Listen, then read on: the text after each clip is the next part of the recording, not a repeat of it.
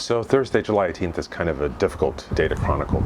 We had our agenda published for the day, just like we had for all of Festival Week. And we knew that day included a bit of a hybrid. We had an excursion, but we also had a performance that evening. And our excursion that day was to Montserrat, which is an important religious site. And I think it was there when our potentially conflicting agendas actually brought us to an inflection point or a reality check. Which is this, is that when we arrived at Montserrat, a lot of us, myself included, were in very much a tourism kind of mode. So the bus was parked at the Monasterio de Montserrat, and we went through the rigmarole of getting checked in for a group onto the train, which headed up to the top of the monastery. Actually explaining Montserrat would be a journey in itself. We arrived at the top where the monastery and the tourism sites are, the trailheads for those who wish to hike around the mountain. Our first stop there, we checked into one of the gift shops and went on one of these slightly self-guided tours, very museum style, including a wonderful video actually that we had watched with regard to the monastery and its site. When we came out of this little self-guided tour, we headed toward the church itself, what perhaps was not all that well known to everyone, but which I had seen by looking on the internet actually the week before, was evidently, because of the musical tradition of Montserrat, musical groups may schedule or request to schedule themselves offerings of songs. So we were scheduled to offer songs in the church beneath the famous statue of the Blessed Mother, which is in a place where tourists can see it. Upon entering, we were very much in tourist mode, taking pictures, looking around, just like when you tour a church. But what we may not perhaps have taken as seriously as we could have or should have is that we were actually very deterministically being herded down the left side, the ambo side, or the gospel side of the church, to this little alcove right outside the sanctuary. And there, we were called upon to offer some song. Now, we had practiced these songs the day before. I don't know if the reality of what we were there to do had sunk in to everyone. It's kind of beyond my place to say. Because again, I was actually very jarred at the difference between being in tourist mode and being in performance mode. But some ropes came across the front of the sanctuary where the altar rail would be. And we took positions upon the bottom sanctuary steps and offered some songs in the church. It didn't go as well as it could have or should have, especially with regard to where we were. We were in a holy place with a musical tradition in a scenic area in a faraway land, and we didn't do very well.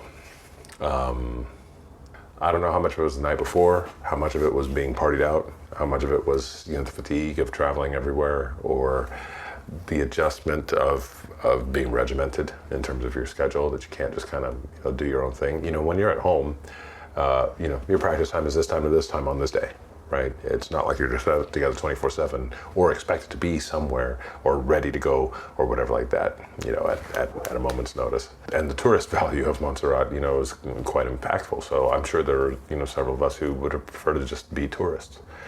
But the phones were out, the cameras were out. I mean, even mine. What can I say?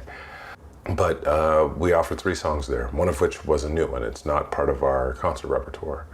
So we were allowed to use folders for it. It's George's special arrangement of Arkadelt's Ave Maria. It was somewhat of a stressful, I must say, or maybe even slightly disheartening. I'm hesitant to call it performance because this being in a church, and most of us being of some religious persuasion, we have the opportunity to look at this as a musical offering, not only to God and to the Blessed Mother, but also with a view to those who came before us to make music in that space, and those who will come after us to make music in that space. There's a theological reflection on that kind of stewardship. But we didn't do so well, and you could see it on George's face. It wasn't pretty. Immediately after, we adjourned again to this little dark side alcove, and the midday prayer began. When the Benedictine monk finally arrived at the end of midday prayer to the Salve Regina, where a lot of the tourists, visitors, and other pilgrims, started joining in song. I found it remarkable how different the feeling was. The Salve Regina is the Hail Holy Queen in English. It is customary to be sung to ask the intercession of the Blessed Mother. There's a lot of significance to it. That one simple, plain chant, universal hymn had an entirely different feeling than the 3 songs that we had offered right in front of the sanctuary just minutes before. From leaving Montserrat, we proceeded to Castelbell Vilar, which is another town in Catalunya, which was a host of this festival. Once we arrived there, we herded into a side room, which was set aside for us. We had our lunch. After lunch at Café Burés, we did have one other small excursion. In the town of Castelbell, there is a chocolatier, Enrique Rovira. The tour bus brought us there, and we were invited in for a tour of the facility and some samples. In addition to artisan chocolates, he's also taken up winemaking in order to develop wines that pair well with the chocolate confection. We got to taste some of those. They might not be the kind that you would necessarily eat with your dinner, or definitely not for hanging around sipping, but there were complementary flavors to the chocolate. They graciously gave us a tour of the facility, but as by now had become common, our payment for the hospitality or for the tour and for the samples was to offer songs.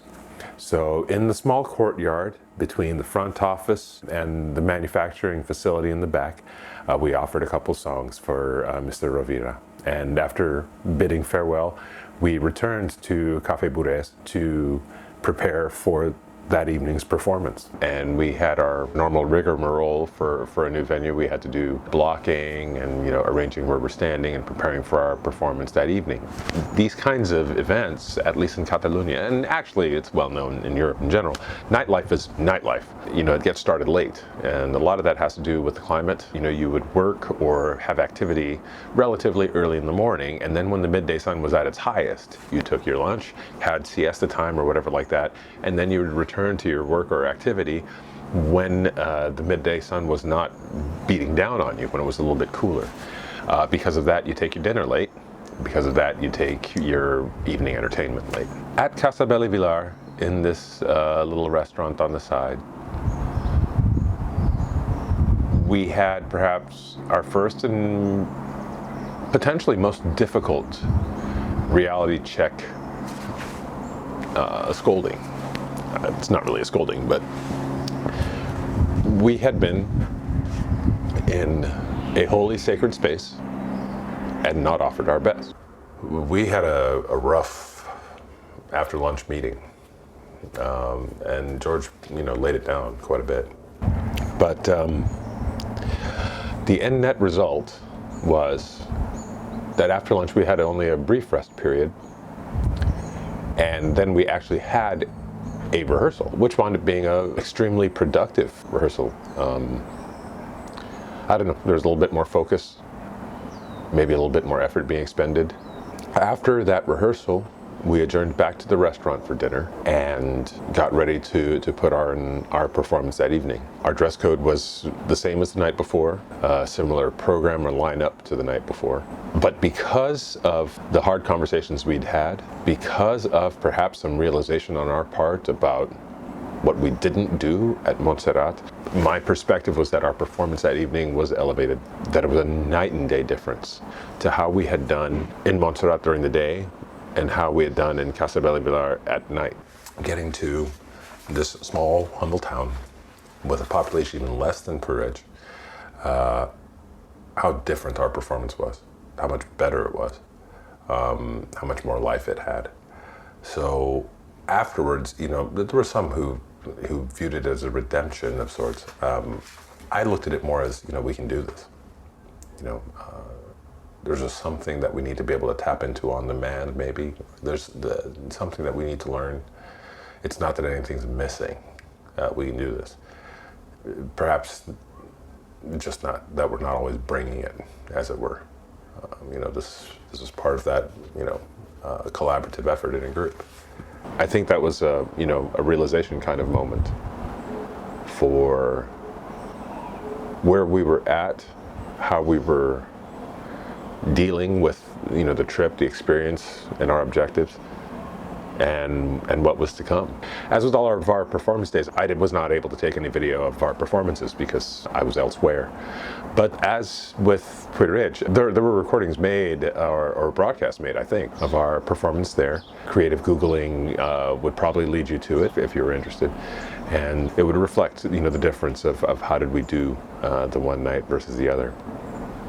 But at the end of Thursday, the 18th, we returned to Puerto Ridge to adjourn for the evening and get ready for the next day.